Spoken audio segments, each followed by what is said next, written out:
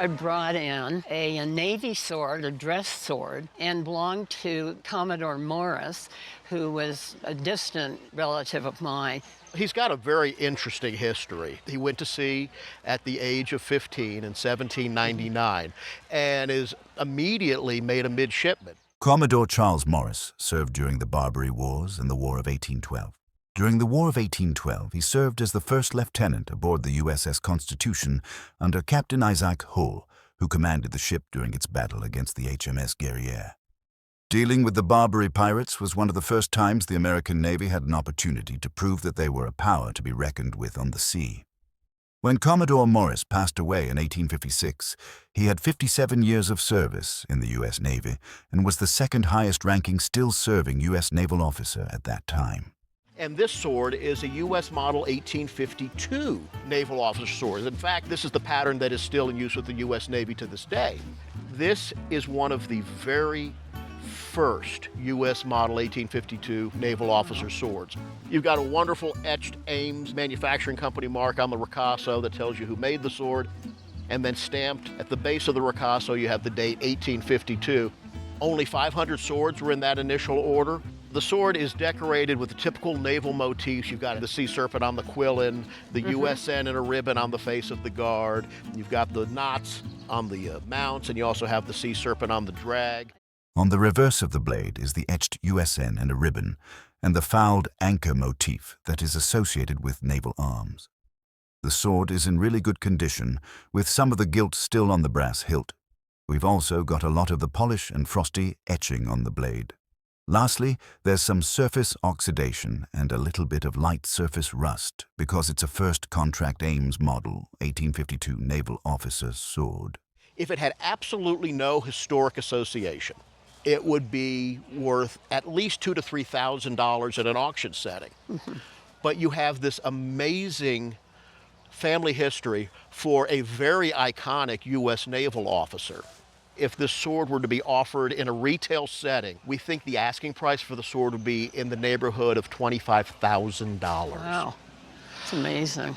We would probably insure it in the neighborhood of $50,000 Wow. because it is absolutely irreplaceable. You could go find another first contract 1852 naval officer sword, but you couldn't find Commodore Morris's sword. Gosh, that's really wonderful information.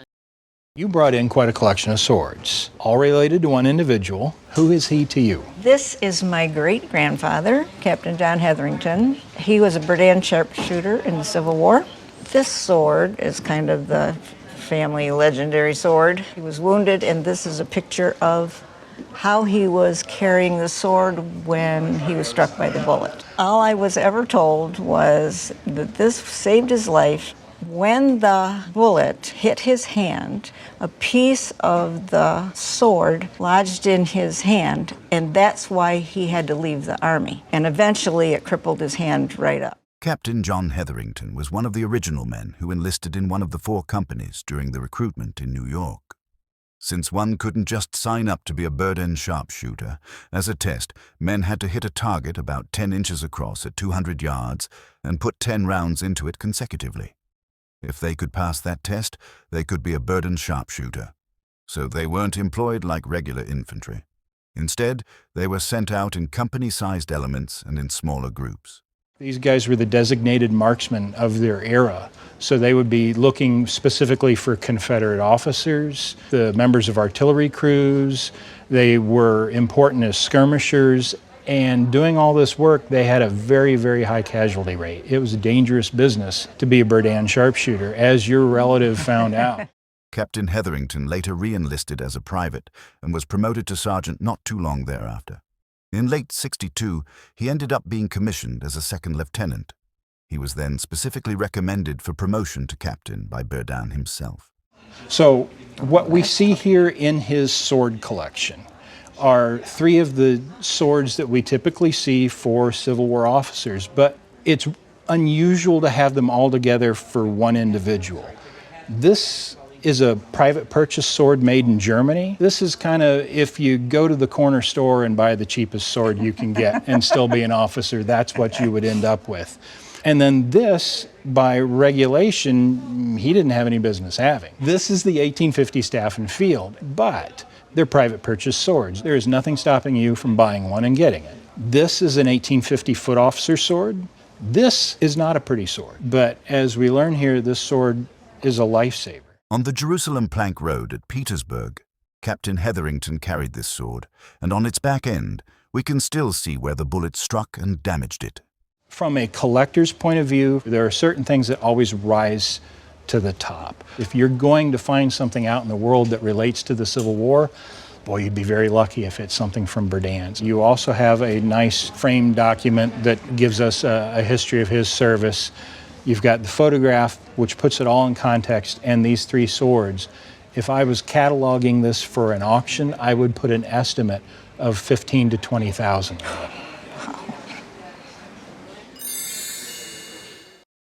My deceased husband inherited it from his great uncle. Do you know where he got it? Have no idea where he got it, other than he did write a notation to him that he had picked up two swords off of the battlefield at Verdun, France. But I have an idea that he probably purchased this one when he was on an extended stay to Europe in the early teens. This sword is probably made in Birmingham, England, by the company of Woolley, Dutton, Deakin and Johnson, known as well makers during their period. Made in the early 19th century, it has a profusely engraved gilt and blued blade. In swords, gilt refers to a thin layer of gold that has been applied to the surface, which is usually for decoration or to show status. This sword also has the cipher of King George III, who was the King of Great Britain and Ireland from 1760 to 1820. Now, if we look at the other side of the blade, we'll find the inscription, "Presented by the loyal Crayford volunteers to their esteemed commandant, John Henry Taylor, Esquire, in testimony of their high sense of his attention to the discipline and respectability of the Corps, 1805. Just the overall coverage. These are gilt brass mounts. These are engraved. This is certainly his coat of arms. Have you ever given any thought to the value? I have no idea. I think at auction, conservatively, this would bring somewhere around $20,000 to $30,000. Gee. Is that a good place to start? That's a good place to start, absolutely. I brought my great-great-grandfather's Confederate sword. And how do we know it's his sword? Well, it's engraved, has his name on it. We also know, because it's been passed down through the family, with the stories associated with his having the sword. And also his beautiful wife, my great-great-grandmother, wrote about the time he spent during the war in some of the fighting around the city of Mobile. On the other side of the sword is the mark of Bissonnet. He was an engraver, a jeweler, and etched sword blades in Mobile. In the Confederate sword world, he's as good as they come. Bissonnet was incredible because, in a time when most people put a little bit on it, he wasn't afraid to go all out. It's already amazing that this sword has the words, "presented to." But as if that isn't enough, it even mentions that it was given by folks in Mobile. This sword would have been made in Mobile, Alabama, and Mobile was one of the last places to fall in the Confederacy along the Gulf. The sword would have been made sometime before 1865. On the guard, we have the standard cast brass guard with the floral design on it. But what's cool is if we turn the sword just right, we have CS applied. They cast the guard and then hand-applied those letters, CS that's above and beyond in a war where necessity drove basically everything. The sword does have a few condition problems, though. The end of the blade is a little crusty, and it's because somewhere along the line, the top half of the scabbard was lost. On the bright side, that can be addressed. That's not a killer. Because of who did it and the quality and care that was put into the sword during its manufacture, this is a sword that I would insure for $30,000. Seriously? $30,000? Oh, wow. We need to... I've had it hidden in the attic. I think I need to put it somewhere safer than that. I'd say. Well, this Civil War sword belonged to my great-great-grandfather, Morgan Lewis Smith. Morgan, at the beginning of the Civil War, raised the 8th Missouri, basically recruiting the men and training them, and he eventually became the colonel of the 8th Missouri. After that, he went to battle. He served under Grant and also Sherman. He was eventually shot in the Battle of Chickasha Bluffs. So he was out of commission there for, about 6 months, I believe. And when he came back, he went back to the battlefield and went basically through the Battle of Atlanta. And at some point after that, he was put in charge the city of Vicksburg. The city was under turmoil. He was there to bring peace and civility to that city. After the war ended, he was presented this sword by the citizens of Vicksburg. So, this man was a brigadier general in the Union Army, and his service history is very impressive. The 8th Missouri did well, but he wasn't with them for long. He was promoted to command of a brigade right before the Battle of Fort Donelson.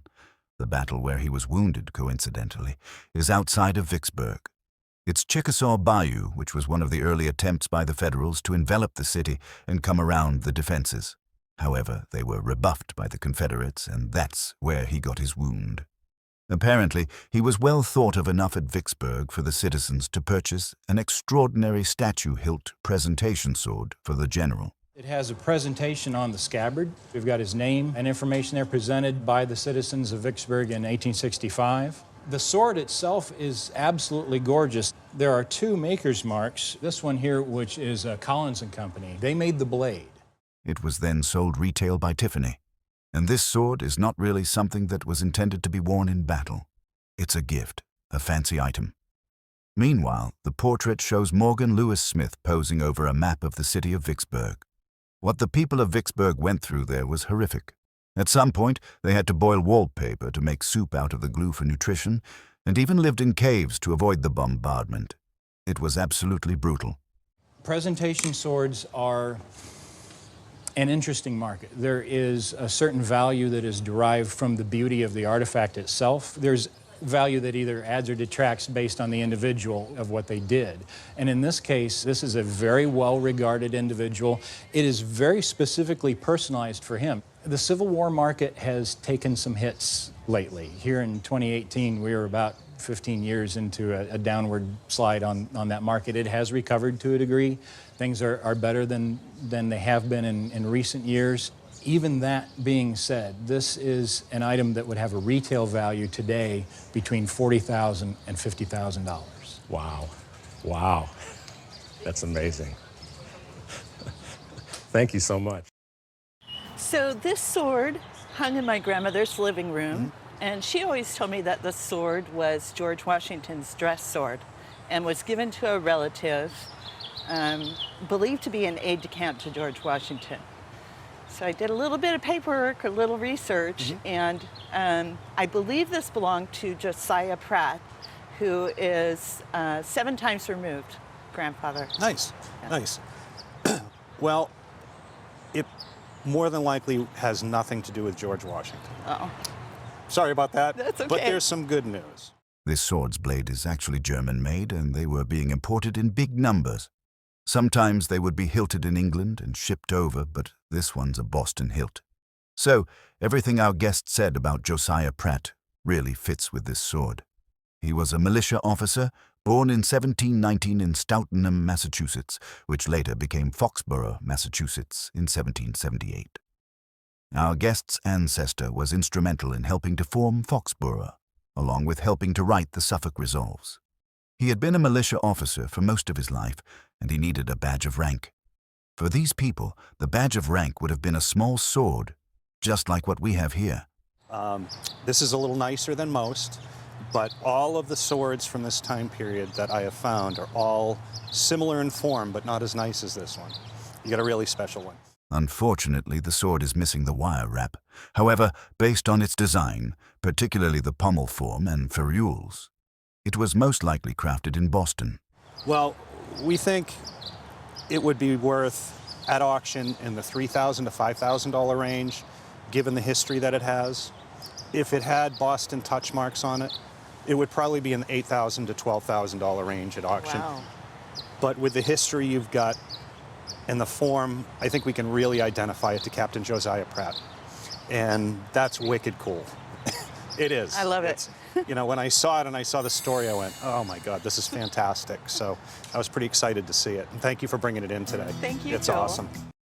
I brought in this, what we believe is a Texas sword. It was given to my husband's father back in the mid-50s by a man who said that he found it when he was working on the construction of the San Jacinto Monument back in the mid-30s, where the Battle of San Jacinto was fought back in the early 1800s. Right here, we see a Texas artillery sword. At the top of it, we have the famous Lone Star from the state of Texas. This sword was actually manufactured in Cabottville, Massachusetts by the Ames Manufacturing Company, the most famous sword maker of the day. They made them under contract for the state of Texas. It's patterned after the model 1832 short artillery sword. It would have been made before the Mexican War, and this particular pattern was produced until 1861. There's also another version that features an eagle on the pommel. That's the standard U.S. sword. They made several thousand. Okay. The one with the star, since it is a state contract rather than a government contract, they only made 40 of these. The handle is actually made of cast brass, and the sword being iron, they run the blade through the handle, and they peen the blade and the handle together to keep it from coming out. We do have a couple of condition problems which will hold the sword back. Originally, it would have had a leather and brass scabbard that sheathed the sword when it wasn't in use, but that's missing. In addition, the blade has been resharpened several times. It originally would have been just a little bit wider, and at one time it would have had the date of manufacture at the base of the blade. It also would have had the Ames manufacturing mark. Those are the factors that will hold it back from bringing top dollar. They thought that the sword would bring about $2,000. My opinion was, it's a wonderful piece. We know the battle history. It's a rare piece compared to the regular quantities that they issued. I think that it would bring closer to $3,000. So that just lets you know that it's all in the eye of the beholder. Terrific, thank you. A Civil War sword of my great-great-grandfather's and a picture of him in his uniform. And who was your great-great-grandfather? General Stephen McGroarty. And what did he do during the course of the Civil War? Well, he was from Cincinnati. Okay. And he was in, I think, 61st Regiment, and he fought in many battles. He was injured many times. Stephen Joseph McGroarty was born in 1830 and died in 1870. Serving in the 10th Ohio Infantry, he was wounded so many times that he was eventually mustered out of service, but later returned as the colonel of the 6th First. Now, we're looking at a beautiful presentation sword that his men presented to him in honor of his service. It's made by Clauberg of Solingen, Germany, and was probably purchased from a high-end retailer like Schuyler, Hartley, and Graham in New York, or maybe even from Tiffany. It's engraved with presentation information on it, while the scabbard and the hilt are enhanced with faux rubies. This is probably the highest-grade sword that Clauberg ever made. Well, I would assume the sword was made between 1862 and 1864. Obviously, there's some time lag, particularly on an import sword, between it being made and brought over here. Right. And it's entirely possible that all of the extra decoration was just done by the retailer. If we look here, we see a listing of battle engagements he was in, including one of those magic names, Gettysburg, here at the bottom. Yes, I saw that. But that's not all the battles he was in. If we look at this side of the sword, we see more information about what he did, where he was, the people that presented the sword to him. It's an entire listing of his record and service during the American Civil War. On the ricasso, we have the Clauberg maker's mark. Like most presentation-grade swords, it has an etched blade with floral patterns and a panoply of arms. But the nicest feature of the sword is the beautiful Lady Liberty statue hilt, which still retains some of the original gold gilt. And instead of a plain quillon on the top, it's got a dragon's head. Ordinarily, a sword like this, which has a little bit of condition issue in terms of the blade, it's not bright and shiny, Right. is going to have a value of $5,000 to $7,000, maybe a little bit more. This sword has great history, has a wonderful hilt on it, is the highest grade sword essentially that Klauberg made. And I think realistically, at auction, with all the history and with those magic words, he was at Gettysburg, Yes. you've got a sword that's going to bring somewhere between $15,000 and $20,000. It's just a wonderful, wonderful piece, and it's fabulous that it stayed in the family. Yes. I brought in a sword that's been in my family since the Revolutionary War. It's been in our possession the whole time, and I don't really know too much about it, except that I know that it was at the retreat of the British from Concord and Lexington and used at Bunker Hill as well. The sword that our guest brought was owned by Colonel Winslow and was given to Captain Farwell of Groton, Massachusetts. This small sword has a silver hilt and a steel blade. The counterguard is broken off, but the proof marks that would have proven the country of origin would have been on that guard. We can say that this sword is English-made, probably in the 1740s. If it was used at the Battle of Louisbourg, which is now Cape Breton Island, then it would have been 1745. However, it's hard to say with the loss of the counterguard and the touch marks. I've been studying the material culture related to April 19th, 1775 for about 40 years. And this type of small sword is what we see in every identified case. So the belt you have here looks like it's a linen, possibly all linen or linen wool mix with a clasp, brass clasp here. It's missing a few pieces that the sword might have hung from, but it's still, considering the date and time that it's been around, it's still in pretty good condition. Captain Henry Farwell was on the British retreat and was wounded at the Battle of Bunker Hill when a ball went through his body and lodged in his spine, later requiring removal. He also served under Colonel William Prescott, who commanded many of the troops at Bunker Hill, making this sword a remarkable piece. So it's a very interesting piece. Have you ever had it appraised before? I've never had it appraised. Okay. Normally, a sword in this condition would be in the $800 to $1,000 range. With the connections you have to Captain Henry Farwell, the April 19th history, the Bunker Hill history, I would say the combination of the small sword and the belt at auction would be $2,000 to $3,000. Interesting. Yeah, and it could do higher than that. There's a lot of collectors of April 19th and Bunker Hill that you get two people that want it, it could go even higher than that. This sword came down through my family, through my father's family. They were German, they lived in Missouri. He was 11 when he came from Germany with his family, and in 1862 he joined the Union Army, the 30th Missouri Infantry.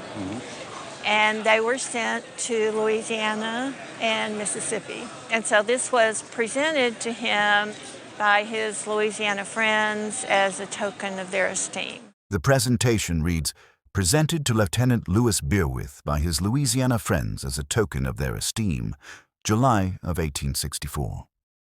The 30th Regiment of Infantry of Missouri was a Union regiment.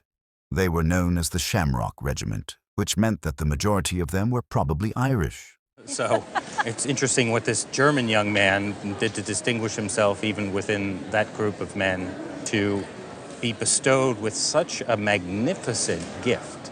This type of sword is known as a statute hilt because literally the form of the hilt is in as a statue. This is the most elaborate form of Civil War presentation sword. Really? Particularly with the Union. Although this sword is not bejeweled as the most extravagant, it still involves a lot of detail. It has a beautiful blade, but sadly, it's not that sharp, and its etching is not that sharp either. But it was signed by Schuyler, Hartley, and Graham, which was one of the largest and most prominent arms dealers in the United States during the 19th century. They became especially important during the American Civil War, supplying the Union Army with weapons and equipment. Additionally, the sword itself is probably German-made. Well, I was quite excited to see it, just to curtail our enthusiasm over it. The condition issues like the missing sword that stems here and the wear to the etching. At auction, I would estimate that this sword would be worth $10,000 to $15,000. Wow. Great. And considerably more if it was in slightly better condition. Thank So you. you have your research cut out for you to find out what he did for these people. I have more research to do, yes. It was handed down through my family. On my father's side, I was told that it belonged to Colonel Oliver Spencer. His daughter, Sarah Bloomfield Spencer Evans, moved to the Felicianas in the Spanish land grants in the early 1800s, and I've since owned it down through the family. So Yes. who is Colonel Spencer? Colonel Oliver Spencer was in the Revolutionary Army serving under General George Washington. I was told that this was presented to him as his dress sword. And how do we know it was presented by George Washington? Just by my grandmother's tales. Colonel Oliver Spencer served in the Revolutionary War. A fairly prominent figure, he served in the battles of Monmouth and Brandywine. He had an illustrious career, too, so he would have known George Washington. Most swords of this type, with silver mounts, were actually produced in England. Several prominent silversmiths and cutlers operated large workshops there, even crafting swords specifically for use in the colonies. But anything that was silver-mounted in England would have been hallmarked. I was unable to find any marks on the sword, so it's therefore certainly American. From the style of the pommel, featuring a lion's head with a beautifully flowing mane, it closely resembles the work of a swordsmith named John Bailey, who was active in Fishkill, New York, during the 1770s and the Revolutionary period. It is said that John Bailey crafted swords for George Washington himself. Still, it would be very difficult to prove any connection beyond the fact that he served under Washington, especially given the idea that it was a personal gift. As a silver-hilted American sword, as is, with no other provenance, I would say that it was probably worth $5,000 to $7,000. Wow.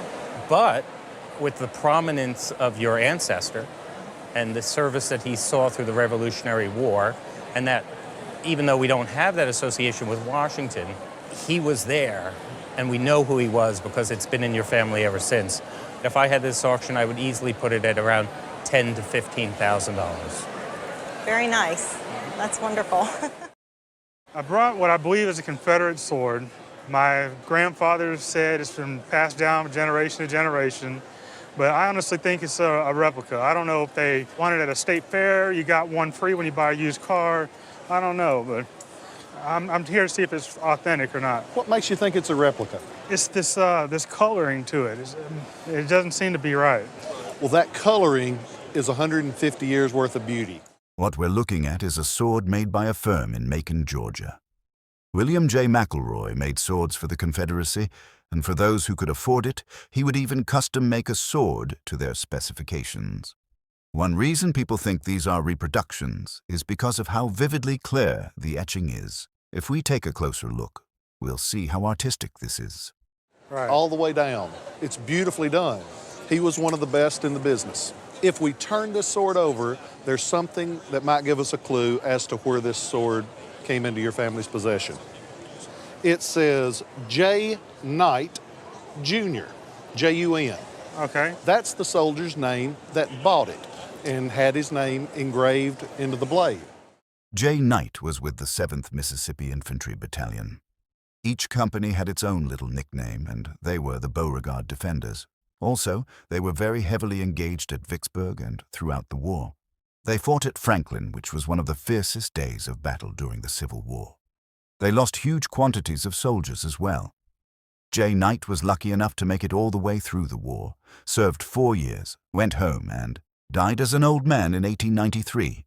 The good thing is you can trace those battles with your ancestor, and you can trace his battles and see where they crossed paths. Wow. And every so often, you'll be able to line all those up and it'll come together. That's amazing. Don't try to clean it because it's such a beautiful sword. I love that patina. We have the original grip and wire. The scabbard was made of leather and brass, and they break very easily. Okay. And that's why it's probably missing. Have you ever thought about what the sword might be worth? No. Like I said, I thought it was fake. Well, then the news should be very good. Okay. The sword today would retail for about $10,000. Really?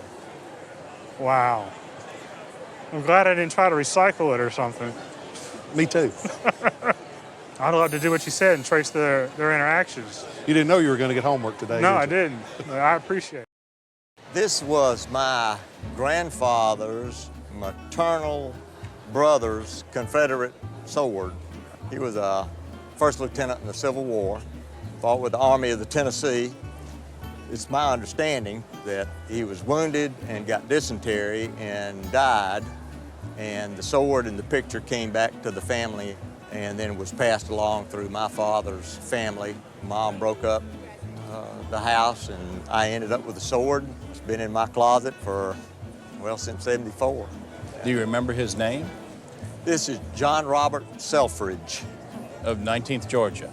Yeah, Henry County Infantry. The first noticeable thing about this sword is the style of the pommel cap, which means it's a Boyle and Gamble sword made in Richmond, Virginia. Then there's the single strand of wire on the grip as opposed to Federal swords, which tend to have a double strand or a kind of braid of wire on it. Selfridge was in the 19th Georgia, but they were sent to Virginia to fight. They were at Second Bull Run, at Antietam, and they were at Fredericksburg, which is where he was wounded. The sword has seen happier centuries. Right, right. The scabbard looks like it's been kind of taken apart and put back together again a couple of times, but we did find that it is the correct scabbard for a Boyle and Gamble sword. They made swords that very closely copied the Federal swords. This one's a foot officer style. The image that you brought was this fantastic ambrotype image of him. Yeah. That's a super piece. Yeah. Selfridge has a couple of features that are particularly attractive. In the photo, he's wearing a Confederate officer's frock coat, but if we look closely, we can see he's added hand-sewn pockets to it. The other thing is he's wearing a two-piece Confederate officer's belt buckle. It makes sense that he got his equipment from Boyle and Gamble, as the 19th was stationed in Virginia, where much of that gear was produced and distributed. Sword in today's retail market would bring approximately $5,000. It's pretty good. Pretty good. The image is certainly a lot more valuable than any average Civil War images because it's an armed Confederate soldier, and in particular an armed Confederate officer. The image is a $3,000 image. You mean you can sell this and you can sell that separately? Well, since they belong to the same gentleman. Probably not. You could, but that would be an individual's decision to make. Right. But you have a $3,000 image and a $5,000 sword, totaling $8,000. Right. If you had provenance, if you had a letter from him, if you had a photograph of him clearly displaying that sword, where you could absolutely for certain say, this is this gentleman's sword of this name, your value would be almost double. Wow. Okay, I'll go look for the letter. I have a Civil War presentation sword. I acquired it in about 2010 from my grandmother. Gustavus Stanley was an officer, fought in 3 different regiments, but the last one was the 2nd Cavalry, Maine. After his death, the sword and a lot of the documents from the company were sent back home to my family in Maine, where it's been for years. So you brought us a Civil War presentation cavalry officer saber, and it's a presentation to him by the men of Company F, 2nd Maine Cavalry. Stanley was in Illinois and joined the 8th Illinois Cavalry earlier in his career. However, on May 5th, 1862, he was captured by General Lee's men. One would think he would have been sent to a prison camp, but at the start of the Civil War, there wasn't a good system in place for handling prisoners. There was a system of parole, which basically meant one would swear to go home, stay out of the fighting, and not take part in military activity. That way, neither side had to worry about feeding or housing prisoners.